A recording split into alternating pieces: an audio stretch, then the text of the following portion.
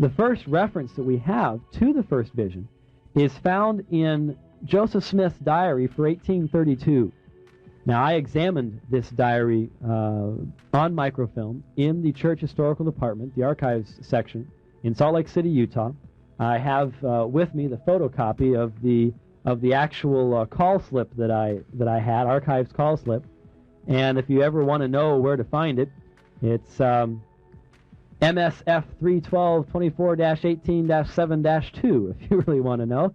And I examined that on the 17th of May, 1984. So it was a couple years ago that we looked at that. Anyways, in this handwritten account by Joseph Smith of the first vision, he says the following. This is written 12 years after it supposedly took place. And while in the attitude of calling upon the Lord in the 16th year of my age, notice it said 15th in the official version, a pillar of light above the brightness of the sun at noonday come down from above and rested upon me. And the Lord opened the heavens upon me, and I saw the Lord. And they spake unto me, saying, Joseph, my son, thy sins are forgiven thee. Behold, I am the Lord of glory. I was crucified for the world. No two beings, only one being who identifies himself as the Lord of glory who was crucified for the world, who would obviously be Jesus Christ.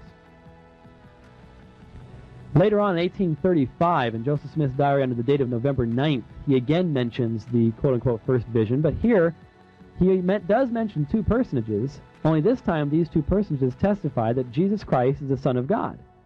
They do not identify themselves as being God the Father and Jesus Christ. In this account, angels are mentioned, but not God the Father or Jesus Christ at all. And these are the earliest accounts that we have. The account that we have in the Pearl of Great Price, in my understanding, was written in 1838. Which was a full 18 years after this event supposedly took place. There's some other fascinating things. For example, the Deseret News of May 29th, 1852, contains another example that's interesting for us to look at. Joseph's history of the church was being printed in serial form. The account mentions Joseph's telling Erastus Holmes of his experiences, quote, from 6 years up to the time I received the first visitation of angels, which was when I was about 14 years old, unquote. As this account contradicts modern teaching concerning the first vision, recent editions of the history of the church have changed the story. The text is found in Volume 2, page 312, where it reads, quote, from 6 years old up to the time I received my first vision, which was when I was about 14 years old. So here in 1852, as the church is printing Joseph Smith's history, they don't talk about a first vision. They talk about a visitation of angels. In the Journal of Discourses, Volume 2, page 171, Brigham Young declared, the Lord did not come, but he did send his angel to the same obscure person, Joseph Smith, Jr. You will search in vain in the sermons of the church in Utah up until the 1880s to find references to the first vision where it is said that Joseph Smith saw God the Father and Jesus Christ as separate, distinct individuals. Why, after the 1880s, does it start becoming important? Well, you need to remember it was in the early 1880s that the Pearl of Great Price, which contains Joseph Smith's history, including the story of the first vision, was made canon scripture by the Mormon Church. Up until that time, it had not been canon scripture. It had not been canonical. But once it was accepted as canonical, then the first vision was now a part of the scriptures that the individuals carried around with them, and then the first vision story starts becoming more and more important. But I think a person who will just honestly examine the information will see that the first vision did not have an important part in the early church, the early Mormon church, when it moved to Utah at all. In fact, I would say that Brigham Young never believed in the first vision. That he never believed that Joseph Smith saw God the Father and Jesus Christ as separate, distinct individuals in the spring of 1820. Brigham Young died in 1874. That was at least 6 years before the PGP was, Pearl of Great Price, was added to Mormon Scripture.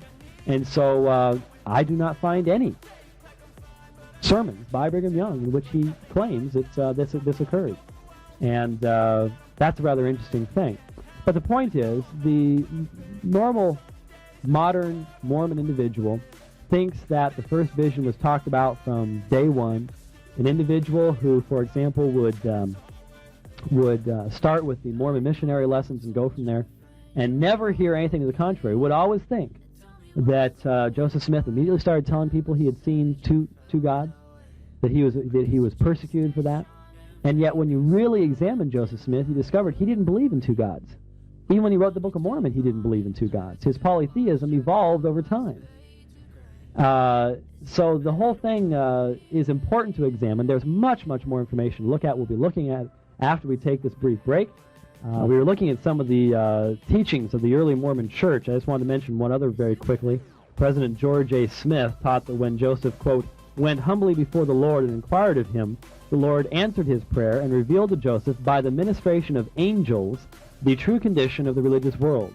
And when the holy angel appeared, Joseph inquired which of all these denominations was right, unquote. Journal Discourses, Volume 12, page 334. Now, I will mention that it has been recently brought up to me by a Mormon individual that the explanation for these is holy angel is another way of saying God. But I have challenged this individual to provide any documentation where Brigham Young, Joseph Smith, anyone else ever used the term holy angel or angels in reference to God. I know of none of them. In fact, if you look at Doctrine and Covenants, section 129, you have there a whole section on how you are supposed to be able to recognize true and false angels. And if you didn't know how you're supposed to do that, you're supposed to do that by shaking hands with them. Just read section 129 and you'll see that you shake hands with them and you can feel them and they're a real angel, but if you don't feel anything, they're not a real angel.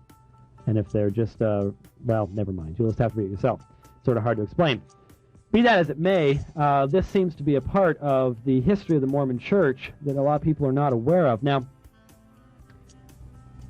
these, for example, the diaries of Joseph Smith that I read from, were not available to individuals until the 1960s. It was the Tanners that first made, for example, the 1832 and 1835 diaries widely available. The Mormon Church was not extremely excited about the idea of publishing these personal accounts for the simple reason that they obviously contradicted the teachings that they were putting out. But they began to give access to their own scholars to these documents, and when these scholars got hold of them, then this information started coming out. And of course, the result has been rather negative for the Mormon Church in just simply factual information being available to substantiate the charges against Joseph Smith.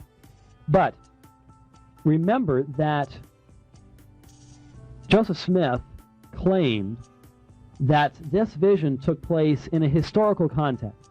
He said it took place in 1820 in the spring, and he gave his motivation for going into the woods as being the religious revivals going on around his home.